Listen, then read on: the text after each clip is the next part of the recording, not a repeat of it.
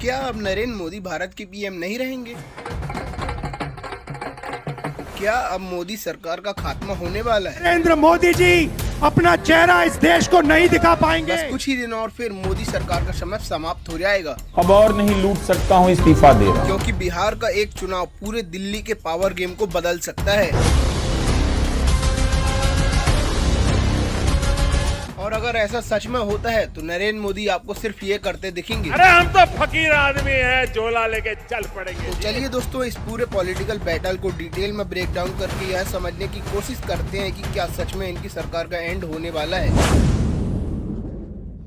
तो देखिए, कहानी की शुरुआत होती है 19 अप्रैल 2024 से, जब लोकसभा के चुनाव स्टार्ट होते हैं। क्योंकि मोदी सरकार पिछले 10 सालों से सत्ता में थी, इसलिए इन्होंने इस बार 400 पार का नारा लगाकर हवा भर दी। 400 पार। लेकिन क्या यह नारा सिर्फ जनता को इन्फ्लुएंस करने के लिए था या फिर इन्हें विश्वास था कि यह इस बार 400 पार कर लेंगे? क्योंकि यही समय था जब पूरे इंडिया में मोदी मीडिया बिके हुए एग्जिट पोल दिखा रही थी। हर तरफ यही चल रहा था, 400 पार, 400 पार, 400 पार, 400 पार, 400 पार, 400 पार। लेकिन जब 4 जून को रिजल्ट आया तो सब बदल गया। बीजेपी को मिली सिर्फ 240 सीटें और कांग्रेस को मिली 99 सीट। कितना हुआ? 240। अब क्योंकि पूरी सरकार बनाने के लिए टोटल 549 सीटों में से उनका आधा यानी कि 272 सीटों की जरूरत होती है।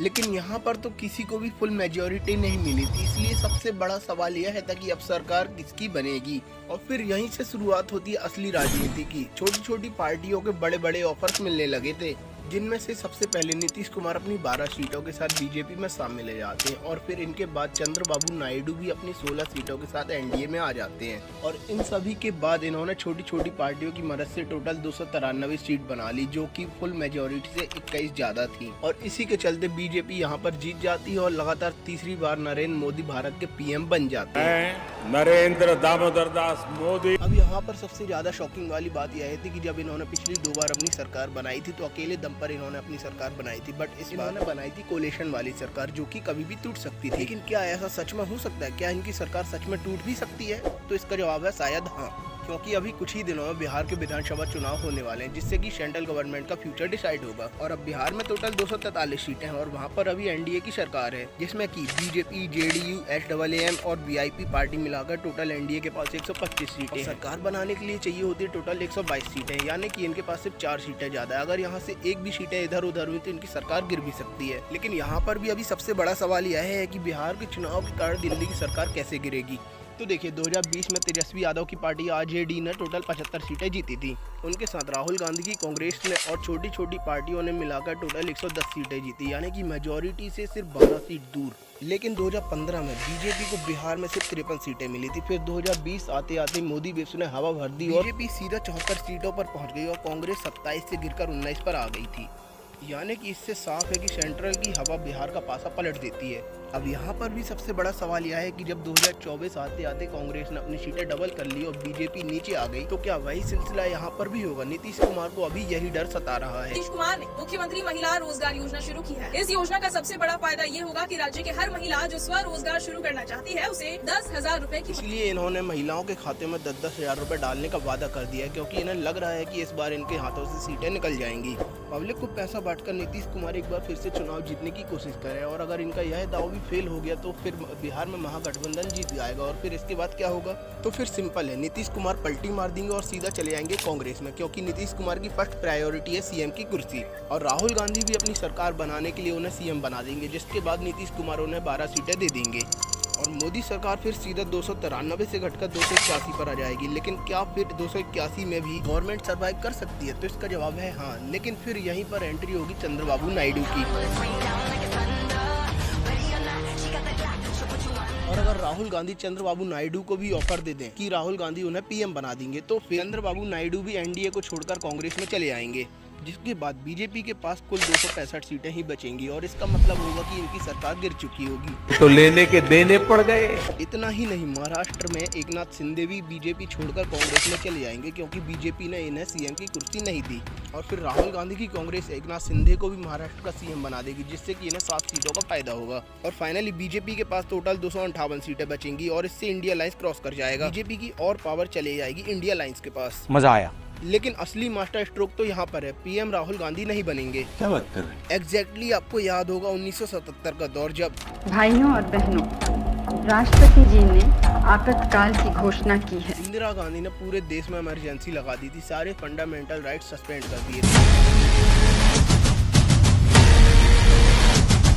मीडिया पर सेंसर लगा दिया गया था और अपोजिशन लीडर को जेल में डाल दिया गया था, जिसके चलते पूरे देश में तानाशाही सरकार चल रही थी। अब इनसे जनता इतनी ज्यादा नाराज हो चुकी थी कि इन्हें हराने के लिए 1977 के इलेक्शन में अपोजिशन पार्टियां सब इकट्ठी हो गई। भारतीय जंक्शन, जो कि आज की बीजेपी है, भारतीय लोकदल और समाजवादी पार्टी मिलकर एक नई जनता पार्टी बनाते हैं। और फिर क्या होता है, जब इलेक्शन होते हैं तो जिस कांग्रेस ने 350 सीटें बनाई थी वह इस बार गिरकर 154 पर आ जाती है। और वहीं दूसरी ओर जिन छोटी छोटी पार्टियों ने मिलकर जनता पार्टी को बनाया था वह इस बार 295 सीट जीत जाती हैं, जिसके चलते देश में पहली बार कांग्रेस के अलावा किसी और की सरकार बन जाती है और फिर पीएम बन जाते हैं मोरारजी देसाई। शपथ लेता हूँ, ईश्वर की शपथ लेता हूँ कि जो विषय संघ के मंत्री के रूप में अब मोरारजी देसाई भारत के पहले नॉन कांग्रेसी पीएम बन तो गए, लेकिन इनका यह कोलिशन भी ज्यादा दिन तक नहीं टिक पाया। 1979 आते आते इनमें फूट दिखने लगी। लोक दल के लीडर चौधरी चरण सिंह लगातार डिमांड कर रहे थे कि हमें और मिनिस्टर चाहिए, हमें और पावर चाहिए, लेकिन बीजेपी इन्हें साफ मना कर देती है, जिससे यह डील कर लेते इंदिरा गांधी की कांग्रेस से। और फिर इंदिरा गांधी भी उन्हें वादा कर देते कि पीएम आपको बनाया जाएगा। और जब 19 जुलाई 1979 को मोरारजी देसाई पीएम के पद से रिजाइन कर देते तो उसके बाद 29 जुलाई को चरण सिंह शपथ ले लेते हैं और बन जाते भारत के पीएम। चरण सिंह के पास खुद की सिर्फ 60 सीटें थी और कांग्रेस के पास थी 154, लेकिन फिर भी भारत का पीएम वह इंसान बनता है जिसके पास छोटे छोटे रीजनल दलों की ताकत थी, और यही था कांग्रेस का पॉलिटिकल पावर। तो अब क्या 2025 में वही रिपीट होने वाला है? क्या राहुल गांधी फिर से वही गेम खेलने वाले हैं?